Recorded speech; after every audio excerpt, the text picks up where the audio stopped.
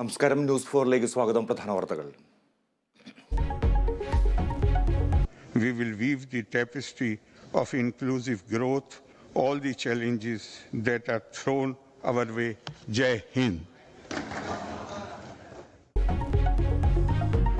നിയമസഭയിൽ നാടകീയ സംഭവങ്ങൾ. നയപ്രഖ്യാപന പ്രസംഗം 1 മിനിറ്റിൽ ഒതുക്കി ഗവർണർ.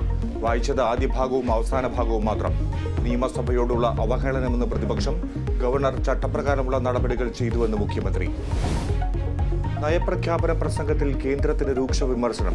കേന്ദ്രം സംസ്ഥാന വിഹിതം തടഞ്ഞ് ഞെരുക്കമുണ്ടാക്കുന്നു. സംസ്ഥാന വികസനത്തിന് കേന്ദ്രം തടസ്സം. കടമെടുപ്പ് നിയന്ത്രണം പ്രതിസന്ധിയുണ്ടാക്കി. സുപ്രീം കോടതിയെ സമീപിക്കാൻ നിർബന്ധിതരാക്കിയെന്നും നയപ്രഖ്യാപനത്തിൽ സർക്കാർ.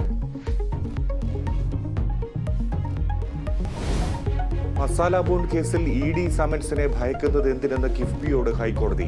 രേഖകൾ ആവശ്യപ്പെടുന്നത് പ്രാഥമിക അന്വേഷണത്തിന്. ഇ.ഡി. ഉദ്യോഗസ്ഥർ പീഡിപ്പിക്കുന്നുവെന്ന് കിഫ്ബി. നിയമപരമായി നേരിടുമെന്ന് തോമസ് ഐസക്. അന്വേഷണത്തെ ഭയപ്പെടുന്നത് വൻ അഴിമതി നടന്നതുകൊണ്ടെന്ന് രമേശ് ചെന്നിത്തല.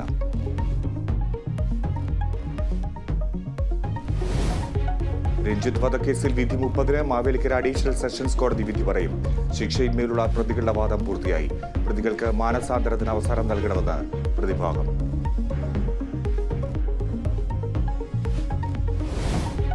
ഹൈറിച്ച് ഓൺലൈൻ തട്ടിപ്പ് പ്രതികളുടെ സ്വത്ത് കണ്ടുകെട്ടി ഇ.ഡി. കണ്ടുകെട്ടിയത് 203 കോടിയുടെ സ്വത്ത്. നടപടി ഇ.ഡിയുടെ റെയ്ഡിന് പിന്നാലെ. പ്രതികളായ പ്രതാപനും ശ്രീനയും ഒളിവിൽ. ചാൻസലർമാർക്ക് ആശ്വാസം. ഗവർണറുടെ നോട്ടീസിന് മറുപടി നൽകാൻ കൂടുതൽ സമയം അനുവദിച്ച് ഹൈക്കോടതി. ചാൻസലർമാരുടെ മറുപടി പരിശോധിക്കണം. 1.5 മാസത്തിനകം ഗവർണർ തീരുമാനമെടുക്കണമെന്നും കോടതി. രാഹുൽ ഗാന്ധി നയിക്കുന്ന ഭാരത് ജോഡോ ന്യായ് യാത്ര ബംഗാളിൽ.